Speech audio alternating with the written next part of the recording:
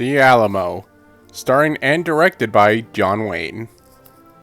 Now, there's been quite a few Alamo movies made over the years, and even a lot of movies that include the Alamo, such as Davy Crockett. But this is one of the versions I found more interesting. I always thought John Wayne was a good actor, and when I heard he directed this movie, I was very curious to see how it played out. So did John Wayne's great acting abilities translate to being a good director? Let's find out.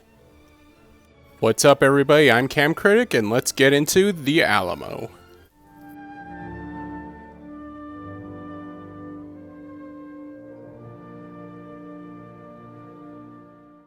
The story focuses around the 13-day siege of the Alamo during the Texas Revolution. To give a little bit of background for those who don't know, it was basically 189 troops against 2,000. And despite having such a small force, they were told 3 commanders. Colonel William Travis, who is played by Lawrence Harvey. Jim Bowie, who is played by Richard Widmark. And Davy Crockett, played by John Wayne. For 13 days, the defenders held out before finally being overwhelmed and killed to the last man. One of the very few survivors was a woman named Susanna Dickinson, who was released to return to the main Texas Army and inform them of what happened to the Alamo. This event has become a staple of American history and is considered by many to be one of the greatest last stands of all time. So how is this movie's story? It's good, but it is riddled with historical inaccuracies. One of the biggest inaccuracies is how the movie portrays Jim Bowie as getting wounded and being confined to bed because of that. In truth, he was actually very sick with tuberculosis and was confined to bed because of that. Another inaccuracy is that they make it seem like the Mexican army had to attack the Alamo to proceed. In truth, there really wasn't that much strategic value to the Alamo. Santa Anna could have gone around it, or even just placed a small containment unit, but I think he wanted to make an example out of the men there. So while this movie does have a lot of historical inaccuracies, I'm not going to take too many points off for it because John Wayne admitted that he wasn't going for historical accuracy. I know a lot of history buffs hate it when movies do stuff like this, and normally I would too, but if the movie makers are open and honest about the fact that they weren't going for historical accuracy, then I don't have a problem with it.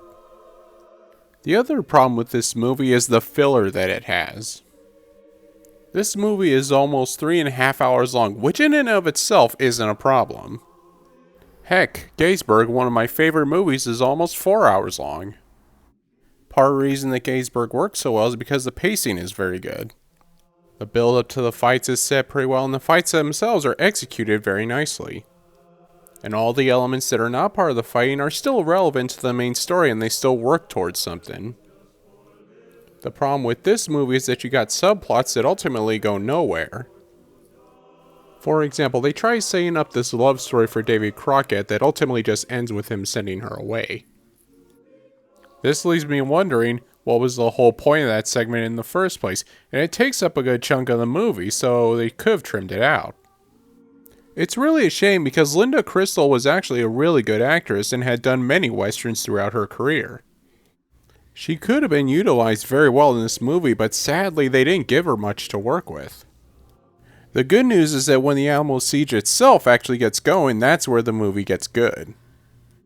Not only are the battle scenes themselves good, but the interactions with the defenders inside the Alamo are good as well. One element I always found interesting and that is actually historically accurate is the rivalry between Bowie and Travis. These two men did not get along very well, and their partnership at the Alamo was basically an uneasy alliance. And that rivalry is portrayed very well in the film. You really get a sense that these two guys really don't like each other. The final battle itself plays out very well. You can feel the intensity and you feel the guys fighting for their lives.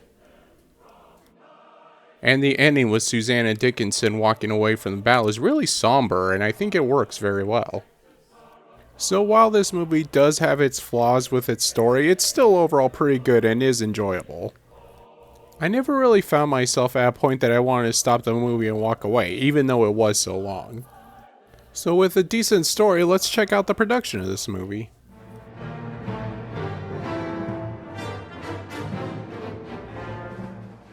I gotta give John Wayne credit here. He went all out with the production of this movie. The first thing I would like to point out is the thousands of people he got to help him reenact the battle scenes in this movie. He could have gotten away with just getting a few hundred, but he wanted to capture the full scope of the battle, so he got thousands instead. He even went all out with the animals as well. He got a total of 2,000 horses for the production. But I think the coolest thing is the fact that he built his own village and own Alamo Fortress. John Wayne got some land in Brandonville, Texas, and he used that to build his sets for the movie. It's pretty cool because he built these sets from the ground up and actually paid a lot of attention to small detail. Part of the reason I find this so cool is basically because John Wayne did all this without Hollywood's help. You see, John Wayne had actually wanted to do this project since the 50s, but Hollywood never wanted to get on board with it because of how it would end. So since Hollywood wouldn't help him, he decided to go at it alone, and considering he had to use his own resources, he did a pretty good job. John Wayne really wanted to give this movie a realistic feel. Every single human you see on camera is real, every animal is real, and the attention to detail in the buildings is really well done. It really represents the time period very well. I also really like the use of practical effects in this movie. All the explosions, all the smoke from the guns and cannons, it really helps sell the battle very well. This aspect of the movie gets a 10 out of 10 for me. I have absolutely no complaints here. From the practical effects to the set designs, this movie does an amazing job with its production. With that, let's move on to the soundtrack.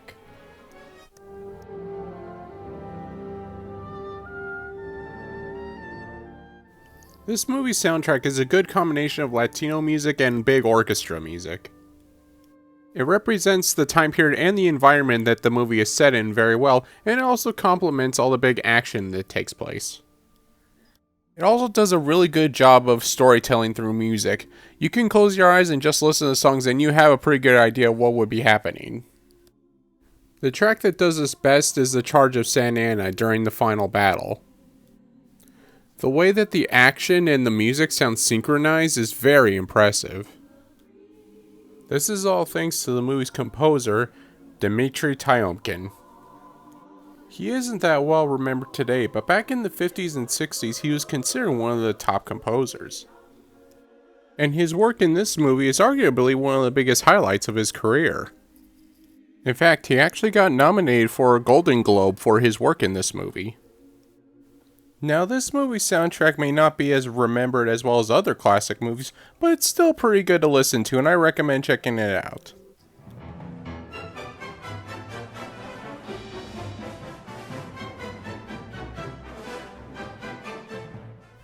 Now, as far as the history itself goes, I wouldn't call this a good historical movie because of how inaccurate it is.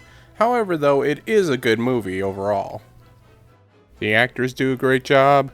The set designs are cool, and the use of practical effects is very well done. And considering that John Wayne did this without Hollywood's help is very commendable. This was purely a passion project for him, and he clearly did the best he could. And while the story does have its flaws, it's still very enjoyable nonetheless. And this movie has a good soundtrack that really enhances the movie's environment. People like to point out that this movie was a financial flop and that's why it's not good. But if you're going to go down that route, then you'll also have to say the same about movies like Sleeping Beauty and Fantasia. This movie flopped in the US not because it's a bad movie, but because since John Wayne didn't do it through Hollywood, Hollywood didn't want him to succeed. There are plenty of articles that talk bad about John Wayne during that time, and it was clear that Hollywood wasn't on his side. However, in other places like Europe and Japan, the movie was actually very well received and did very well in those countries. And over time, the movie has become more and more popular and much more well received. I like this movie a lot overall, and I highly recommend you check it out as well.